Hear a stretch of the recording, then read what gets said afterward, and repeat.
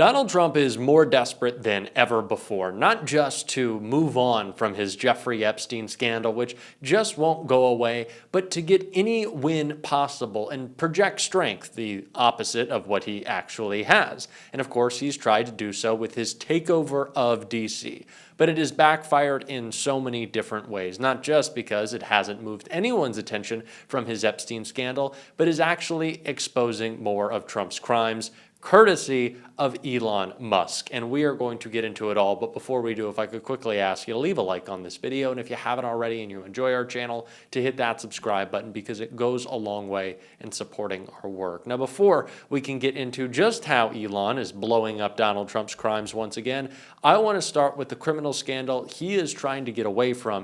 And that's Lawrence O'Donnell breaking down the latest in his Ghislaine Maxwell cover-up. Donald Trump is going to put 200 National Guard troops on the streets of Washington, D.C. That means there will be more hotel doormen on the streets of Washington, D.C. than National Guard troops. There are 3,400 Washington, D.C. police officers in addition to 1,800 Capitol police officers, bringing the total uniformed police officer count in Washington, D.C.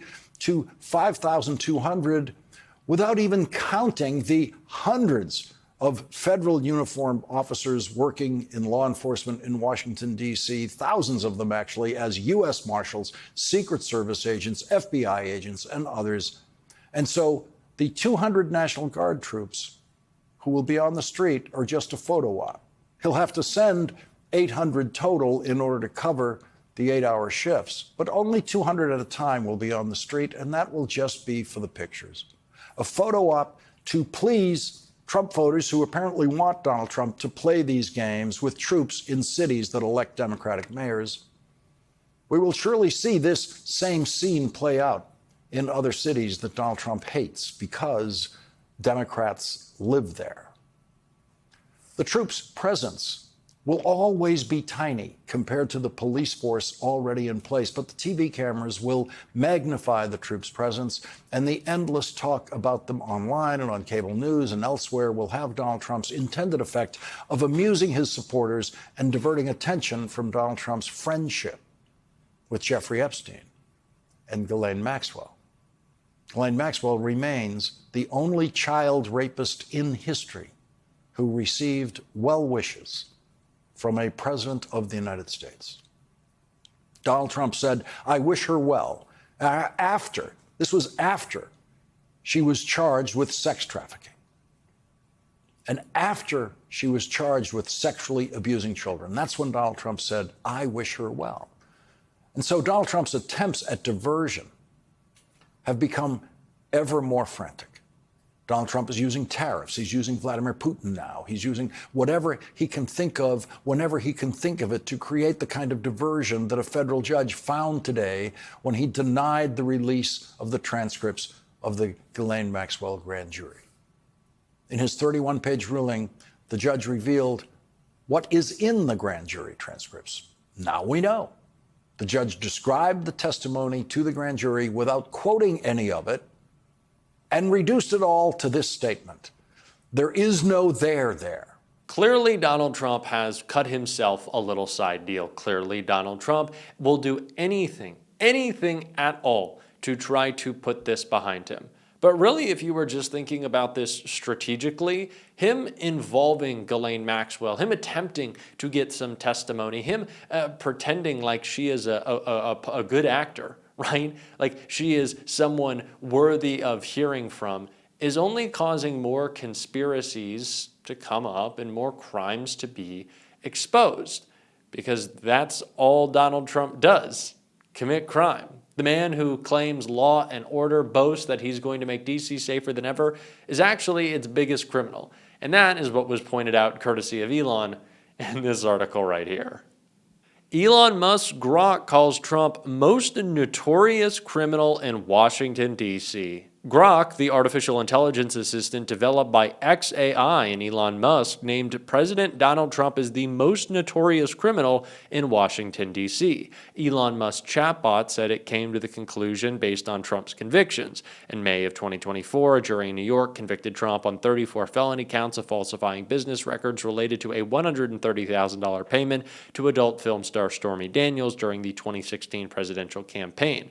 Newsweek has contacted the White House for comment via email and Musk via an email to xAI. Grok's description of Trump as the most notorious criminal in Washington, D.C. also follows a public falling out between Trump and Musk. In June, the billionaire said the president was in the Epstein files and should be impeached for his support of the One Big Beautiful Bill. The tech mogul has since said he regretted some of his comments. What to know? On Sunday, Grok replied to an ex-user who asked whether violent crime in D.C. was going down, and to another user who asked who the most notorious criminal in the Capitol was. In a since-deleted post, Grok wrote, yes, violent crime in D.C. has declined 26% year-to-date in 2025, hitting a 30-year low per MPD and DOJ data. As for the most notorious criminal there, based on convictions and notoriety, it's Donald Trump, convicted of 34 felonies in New York, with the verdict upheld in January 2025. Yeah, I think that's pretty common knowledge for all of us. I'd also like to point out that yesterday, the Grok account, yes, X's or Twitter's, but it's xAI's chatbot, Grok, was disabled for responding to a question about whether Israel was committing and the U.S. was aiding in a genocide in Gaza. And of course, Grok's answer was yes, with any relevant piece of information, any institution of note, of real credibility, saying, yes, that's what's happening. Grok was simply stating the facts. And for that, it was disabled and the post was deleted. We talk a lot about who controls the media. So many conservatives will tell you it's a left-wing slant. That's not true. The biggest podcasts, aside from our friends at Midas Touch, are Joe Rogan, Candace Owens, Tucker Carlson. The biggest cable outlet is Fox.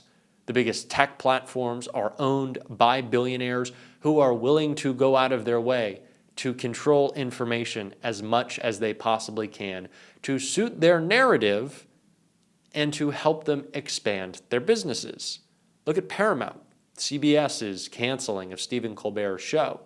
It's no surprise, especially when Paramount and its larger media apparatus is controlled and owned by the son of Larry Ellison, the tech billionaire and Trump supporter who is desperate to see further investment and zero regulation in an AI industry he's playing a huge role in because of his control of massive data mining and storing operations. These things are connected. And it's not a conspiracy when it's playing out so clearly before us. That's what's happening. This is media control from the right. And it's why independent media is more important than ever. Independent media willing to call out Donald Trump's crimes. Independent media willing to point out what looks suspicious. And sometimes, of course, we do get that from the mainstream media, usually courtesy of our friend Lawrence O'Donnell, who kept digging on this important story. Tell the lie that Ghislaine Maxwell was prosecuted simply because Jeffrey Epstein died in prison and someone had to be prosecuted. In his ruling today, Judge Engelmeyer reminded everyone what Ghislaine Maxwell was charged with. A 6-count indictment against Maxwell alleging that she had facilitated and participated in Epstein's sexual abuse of multiple minor girls. It charged her with conspiracy to entice minors to travel to engage in illegal sex acts, conspiracy to transport minors with intent to engage in illegal sexual activity, 2 counts of perjury. The judge then offered his description of what was proved beyond a reasonable doubt to the jury at Ghislaine Maxwell's trial, and there will be a flood of pardons issued on Donald Trump's last day in office, that's for sure. Most of them will be undeserving. Many of them will be flagrantly scandalous. And some of the most outrageous pardons on that day may be chosen just to take some of the outrage away from a pardon of Ghislaine Maxwell, the pardon she may have earned already in her conversation with Donald Trump's former criminal defense lawyer, Todd Blanche. If the day comes when Todd Blanche and Donald Trump try to convince Trump followers that Ghislaine Maxwell was just a scapegoat who was unfairly prosecuted, what Judge Paul Engelmeyer wrote about her today should be remembered on that day if Ghislaine Maxwell is ever shown that special mercy that is now within Donald Trump's pardon power the next time he wishes her well.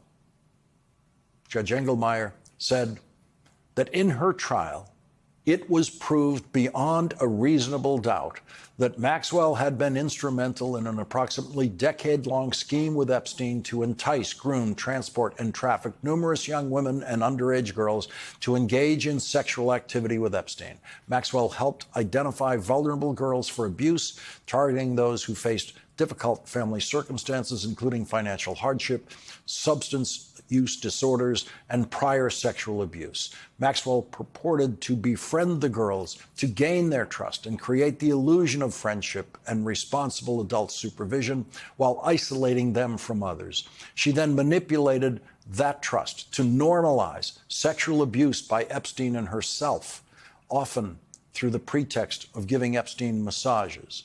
Maxwell personally participated in acts of sexual abuse, including, for example, instructing then 14-year-old Jane how to touch Epstein's penis during a massage and touching Jane's breasts herself.